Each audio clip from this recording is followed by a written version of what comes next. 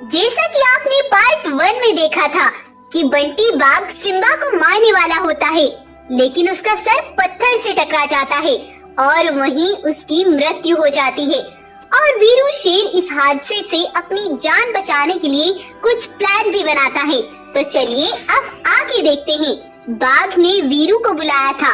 तब वीरू रघु बाघ के पास जाता है और कहता है, अरे क्या बात है भाई, आपने मुझे याद किया। हाँ महाराज, मुझे एक बात करनी थी। आप मुझे ये बताएं कि आप अमावस्या की रात को कहाँ पर थे? हाँ याद आया, मैं अमावस्या की रात से एक दिन पहले अपने बेटे के साथ वृंदावन जंगल गया था और हम वहाँ से अगले दिन अपने जंगल 4 बजे वापस लौटे थे। ठीक है महाराज, बस मुझे यही पूछना था, आप जा सकते हैं। वीरू के बाद बाघ सिम्बा को बुलाता है और कहता है, अरे सुनो बेटा सिम्बा, ये बताओ कि तुम अमावस्या की रात कहाँ पर थे? मैं और पिताजी अमावस्या की रात से एक दिन पहले वृंदावन जंगल गए थे और अगले दिन वापस लौटे थे। ये बताओ कि तुम किस समय वापस लौटे थे? समय शायद 4 या 4:30 बज रहे थे। जाओ, अब तुम जा सकते हो। तब बाघ चीता को बुलाता है और कहता है, चीता, वीरू महाराज और सिम्बा उस रात यहाँ पर थे ही नहीं, वो तो वृंदावन जंगल में गए हुए थे। तो बाघ भाई, हमें एक बार वृंदावन जंगल में जाना होगा और पता करना होगा कि वो उस रात वहाँ पर थे या नहीं। तब बाघ और चीता वृंदावन जंगल जाते हैं। तभी उन्हें रुद्र शेर की गुफा दिखाई देती है। वहाँ जाकर वो पूछते हैं, अरे रुद्र शेर, क्या अमावस्या की रात को हमारे महाराज वीरू शेर यहाँ पर आए थे? वीरू शेर और अमावस्या की रात को? तभी रुद्र को याद आता है, अरे अरे, आप तो वही वीरू शेर हो ना, जो पहले भी यहाँ घूमने आए थे। हाँ, मैं वही वीरू शेर हूँ जो अमावस्या की रात से एक दिन पहले यहाँ पर आया था और अमावस्या की रात से अगले दिन अपने जंगल गया था। हाँ, मुझे याद आया, वीरू शेर और उनका बेटा अमावस्या की रात से एक दिन पहले यहाँ आए थे और अगले दिन अपने जंगल वापस लौटे थे। ये सुनकर चीता भी दंग रह जाता है।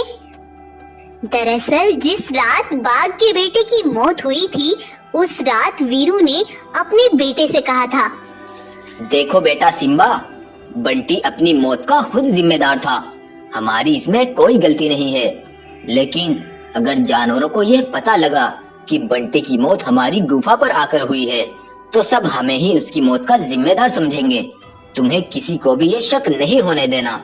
और हम कल वृंदावन जंगल जाकर एक रात रह कर आएंगे और फिर कुछ दिन बाद फिर से उसी जंगल जाएंगे और वहाँ के राजा के दिमाग में यह बात डालेंगे कि हम अमावस्या की रात के अगले दिन नहीं, बल्कि अमावस्या की रात से एक दिन पहले आए थे और अमावस्या की रात को हम वहीं पर रहे।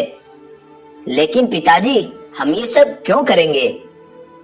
क्योंकि बेटा, चीता ने मुझे बंटी की लाश को फेंकते हुए देख लिया था और वे बाघ को जरूर बताएगा। लेकिन हम ये साबित करके ही रहेंगे कि हम अमावस्या की रात यहाँ पर थे ही नहीं। वीरू एक होशियार शेर था, इसलिए उसने ये सबूत भी तैयार कर लिया था। चीता ये सब सुनकर सोच में पड़ गया था। अरे, मैंने उस रात वीरू को ही देखा था, लेकिन वो यहाँ उस रात कैसे आ गया? सुनो बाघ भाई, हमारे जंगल की वह नदी काली पहाड़ी की ओर जाकर रुकती है, हमें वहाँ एक बार जाकर देखना होगा।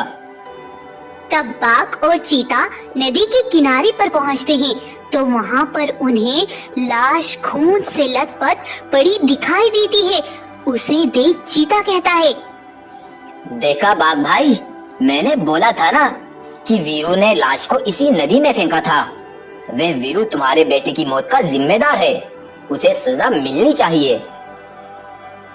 तब बाघ अपने बेटे की लाश को उठाकर अपने जंगल ले आता है और चीता सभी जंगल के जानवरों को इकट्ठा कर लेता है और फिर वीरू शेर को बुलाकर कहता है, वीरू, तुम बाघ के बेटे की मौत के जिम्मेदार हो। ये देखो, तुमने जो लाश नदी में फेंकी थी, हमें वो मिल गई। अब तुम और चालाकी नहीं दिखा सकते। चीता की बातें सुनकर जानवर भी हैरान रह जाते हैं। अरे ये हमारे महाराज कैसे हम कर ऐसा सकते हैं? कभी सोच भी नहीं सकते थे। सब शांत हो जाओ। तुम कैसे यकीन से कह सकते हो कि यह बाघ के बेटे की ही लाश है? यहाँ वैद्य भालू को बुलाओ और पता लगाओ कि यह लाश बाघ के बेटे की है भी या नहीं। तब वहाँ पर वैद्य भालू को बुलाते हैं और भालू कुछ देर तक देखने के बाद बोलता है, देखो भाइयों,